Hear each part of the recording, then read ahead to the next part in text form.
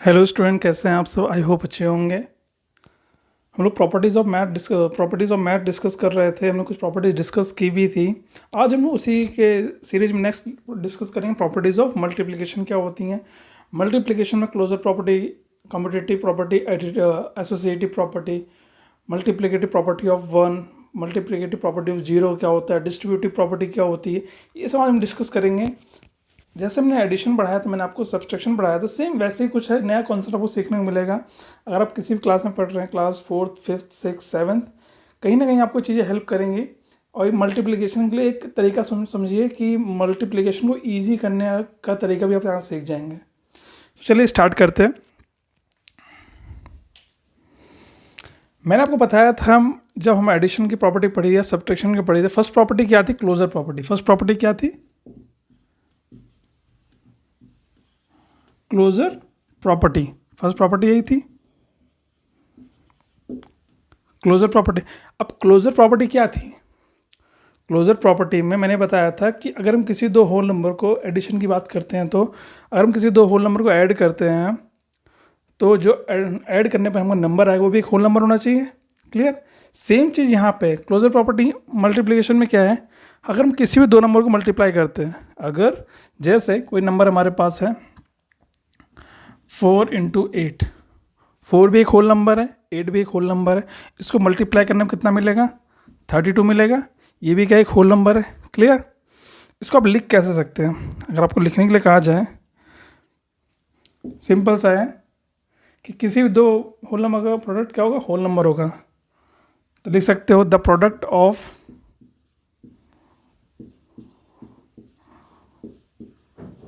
To whole number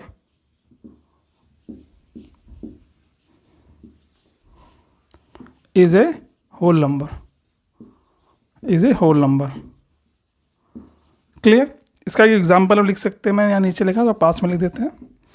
example लिख सकते हैं यहाँ पे आप 4 × 8 = 32। क्लियर? सेकेंड प्रॉपर्टी मैंने आपको बताई थी कम्यूटेटिव। सेकेंड क्या बताया था मैंने आपको? Commutative property. कम्यूटेटिव में मैंने क्या बताया था? अगर हम एडिशन की बात करें, क्योंकि एडिशन में ही प्रॉपर्टी सेटिस्फाई कर रही थी, सब्ट्रैक्शन में कम्यूटेटिव एग्जिस्ट नहीं कर रहा था, मैंने बताया था आपको। तो कम्यूटेटिव में क्या होता है? जैसे कोई दो नंबर हम मल्टीप्लाई कर रहे हैं, एक आंसर आएगा। चलिए एग्जांपल समझते हैं, ज़्यादा समझ में आएगा। मैंने लिखा सेम नंबर, मैंने लिखा 2 × 12, कितना आएगा? 24 आएगा। कोई कहेगा नहीं, हम तो ये करेंगे 12 × 2, फिर भी क्या आ रहा है? 24 आ रहा है। मतलब अगर हम नंबर को इंटरचेंज करते हैं तब भी हमको आंसर वही मिलता है। तो कम्यूटेटिव प्रॉपर्टी यहाँ सेटिस्फाई करती है। तो हम क्या लिख सकते हैं? a × b = b × a। ये लिख सकते हैं a × b = b × a। Clear? I hope clear हो गया होगा। ऐसे ही थर्ड प्रॉपर्टी क्या है? एसोसिएटिव। थर्ड प्रॉपर्टी क्या है? Associative property. Associative property. Associative में क्या था कि जैसे हमारे पास 3 नंबर हैं, उन 3 नंबर को आप अपने अकॉर्डिंग रीअरेंज करके मल्टीप्लाई कर सकते हो। ठीक, अपने अकॉर्डिंग आप मल्टीप्लाई कर सकते हो। जैसे अगर मैं एग्जांपल ले लूँ, एग्जांपल मैंने ले लिया कोई भी नंबर 3, 4 एंड 6, 3 नंबर हमारे पास है, मल्टीप्लाई करना है। तो 3 × 4 × 6, मैंने पहले इसको मल्टीप्लाई कर दिया। 3 × 4 से 24, इसको मल्टीप्लाई कितना है? 3 4 12, 2 1 का 3 2 से 72। कोई कहेगा नहीं मैं ऐसे करूँगा, 3 × 4 फिर 6, तो 12 × 6 कितना हो जाएगा? 12 6 72। देखिए आंसर सेम आ रहा है। मतलब ये प्रॉपर्टी सेटिस्फाई करी मल्टीप्लिकेशन के केस में। हम लिख क्या सकते हैं यहाँ पे कि a × b × c = a × b × c। ये चीज़ हम यहाँ पे लिख सकते हैं। आई होप ये 3 प्रॉपर्टी आपको क्लियर हो गई होंगी। तीन चार प्रॉपर्टी और हैं जो हमको समझना हो, क्योंकि वो आगे इंपॉर्टेंट प्रॉपर्टी है। ये बेसिक आप एडिशन सब्ट्रैक्शन में पढ़ा था, वही कॉन्सेप्ट है, बस मल्टीप्लिकेशन मल्टीप्लाई होता है। तो चलिए आगे बढ़ते हैं। आई होप समझ में आ गया होगा। अगर आपने इससे पहले वाले वीडियो नहीं देखे हैं तो प्लेलिस्ट बनी पड़ी है, उसमें जाके आप देख सकते हैं, आपका कॉन्सेप्ट क्लियर होगा। समर वेकेशन चल रहा है, आप किसी भी क्लास में हैं, जो बेसिक अंडरस्टैंडिंग मैथ की होनी चाहिए वो आपकी यहाँ से हो जाएगी और आप एक अच्छा स्कोर कर पाओगे मैथ में, क्योंकि आप एक दिन में सारी चीज़ें नहीं सीख सकते। चीज़ें स्टेप बाय स्टेप सीखेंगे, टाइम है आपके पास समर वेकेशन का, डेली थोड़ा थोड़ा सीखेंगे, एक टॉपिक सीखेंगे, तो जब समर वेकेशन ख़त्म होगा तब आपके पास बंडल ऑफ नॉलेज रहेगी मैथ की, बहुत सारे कॉन्सेप्ट आप पे क्लियर हो चुके होंगे, तब आपको क्वेश्चन करने में बहुत ईजी वे होगा, आप आसानी से क्वेश्चन को सॉल्व कर पाओगे। तो फोर्थ प्रॉपर्टी क्या है हमारे पास?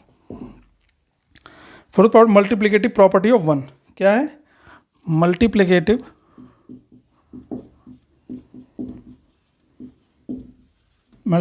Property of one. ये सिंपल है, इसमें ज़्यादा है नहीं। इसमें क्या मल्टीप्लिकेटिव प्रॉपर्टी ऑफ वन का मतलब क्या है कि अगर आप किसी नंबर को वन से मल्टीप्लाई करेंगे आपको वही नंबर मिलेगा। जैसे हम लोग टेबल पढ़ते हैं, 2 1 जा 2, 3 1 जा 3, 4 1 जा 4, वैसी सिंपल प्रॉपर्टी है वाली। क्या लिख सकते हैं? 4 × 1 मैंने क्या लिखा? 4 आ गया। 5 × 1 5 आ गया। इन जनरल आप लिख सकते हैं, अगर लिखना है तो a × 1 = a, ये लिख सकते हैं। ऐसे इसकी फिफ्थ प्रॉपर्टी क्या है? Multiplicative property of zero. Multiplicative property of zero है, उसमें क्या है कि अगर आप किसी नंबर को जीरो से मल्टीप्लाई करेंगे आंसर जीरो ही आएगा। ये आपको पता है कि हम जब किसी नंबर को जीरो से मल्टीप्लाई करते हैं आंसर जीरो ही आता है। तो इस प्रॉपर्टी में यही है कि मैंने अगर 4 × 0 किया तो हमको क्या मिलेगा? जीरो मिलेगा। आप 5 × 0 करें तब भी आपको क्या मिलेगा? जीरो मिलेगा। तो मल्टीप्लिकेटिव प्रॉपर्टी यही कहती है a × 0 = 0। क्लियर? सिक्स प्रॉपर्टी क्या है इसकी? चलिए, आई होप समझ में आ गया हो। इसको इरेज करके मैं सिक्स प्रॉपर्टी समझाऊंगा आपको। इसको मैं इरेज कर दूं, आई होप समझ में आ गया होगा आपको। ये बेसिक प्रॉपर्टी दोनों ये, बट बड़े काम की है, बच्चे इसमें गलती कर देते हैं।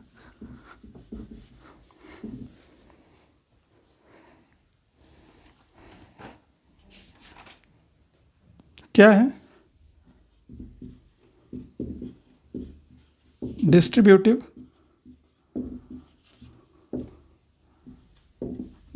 प्रॉपर्टी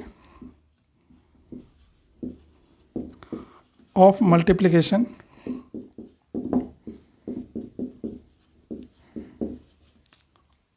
ओवर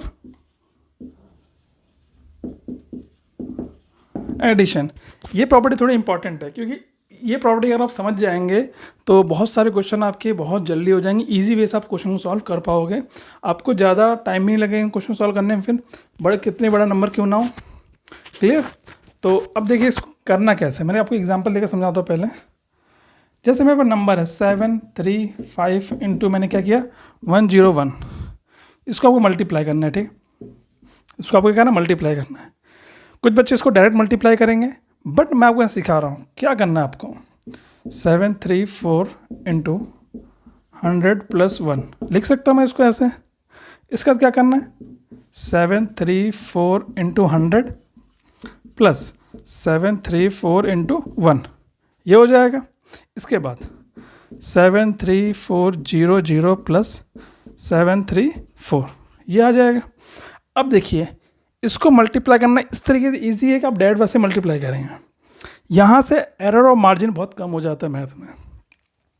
इसको आप प्लस कर लीजिए, 7 3 4 0 0 7 3 4, कितना आ जाएगा? 4 3 11 4 7 7 4 1 3 4, ये आंसर आ जाएगा। तो यहाँ से कॉन्सेप्ट क्या निकल के आता है कि आपके पास कोई भी नंबर हो a × b + c, उसको आप क्या लिख सकते हो? a × b + a × c। ये क्या इसकी प्रॉपर्टी है? किसकी? Distributive property of multiplication over addition. Addition कर सकते हैं लोग, सब्ट्रैक्शन करके भी कर सकते हैं, वो भी समझाऊंगा मैं आपको। तो है भी समझ में आपको आ गया होगा। फिर भी कोई डाउट है तो कमेंट बॉक्स में मुझसे पूछ सकते हैं। करने का तरीका यही है इस क्वेश्चन को। क्लियर? चलिए इसकी लास्ट प्रॉपर्टी है, उसको डिस्कस कर लेते हैं। कौन सी है? सब्ट्रैक्शन। कौन सी प्रॉपर्टी है? Subtraction. Clear?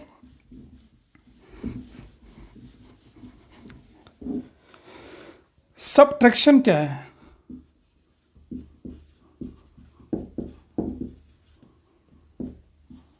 Distributive property of multiplication over subtraction. Subtraction में क्या होता है कि आप किसी नंबर को बड़ा नंबर उसको आप ऐसे सेपरेट करिए ताकि जब मल्टीप्लाई करें आपको आंसर इजी वे में आ जाए।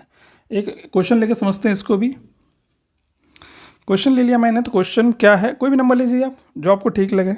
मैंने एक नंबर ले लिया 563 इंटू 98, एक नंबर ले लिया मैंने।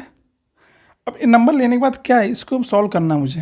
डायरेक्ट मल्टीप्लाई कर सकते हैं आप लोग, जब मुझे प्रॉपर्टी पता है तो मैं प्रॉपर्टी का यूज़ करके करूँगा ताकि मेरा आंसर इजी वे से आ जाए और गलती होने के चांसेस बहुत कम हो जाए। तो इसको मैं क्या करता हूँ, 563 इंटू 100 माइनस 2, 98 को लिख सकता हूँ मैं ऐसे 100 माइनस 2। इसके बाद क्या होगा 563 इंटू 100 माइनस 563 इंटू 2, ये मल्टीप्लिकेशन ईजी हो गया। 563 0 0 माइनस 2 3 6 2 6 12 2 5 10 11, ये आ गया। इसको आप माइनस कर लीजिए, कितना आएगा, 10 में 6 जाए 4 बचेगा, 9 में से 2 गया 7 बचा। उसके बाद यहाँ से कैरी एक आगे दे देंगे उधार, तो 2 बचेगा, 2 मतलब 12 में से 2 में से 1 जाएगा तो 1 बचेगा, क्लियर। और फिर 6 में से 1 गया 5 और 5, ये आंसर आ रहा है, आप भी चेक कर सकते हैं, ठीक। आई होप समझ में आ गया होगा। तो यहाँ से प्रॉपर्टी निकल के क्या आती है कि कोई भी नंबर आपके पास है b माइनस सी, इसको लिख सकते हैं a into B minus a into C, ये हम लिख सकते हैं, ठीक। a into B minus C is equal to a into B minus a into C. But यहाँ एक कंडीशन है। कंडीशन क्या है कि आपका जो b है वो c से बड़ा होना चाहिए। कंडीशन क्या है कि जो आपका b है वो c से बड़ा होना चाहिए, तभी ये प्रॉपर्टी सेटिस्फाई करेगी, नहीं तो आंसर आपका किस में आएगा, नेगेटिव में आएगा। समझे क्या समझा रहा हूँ मैं, क्लियर। तो ये थी हमारी कुछ मल्टीप्लिकेशन प्रॉपर्टीज़ ऑफ, जो मैथ पढ़ रहे थे उसमें हमने एडिशन पढ़ लिया, सब्ट्रैक्शन पढ़ा।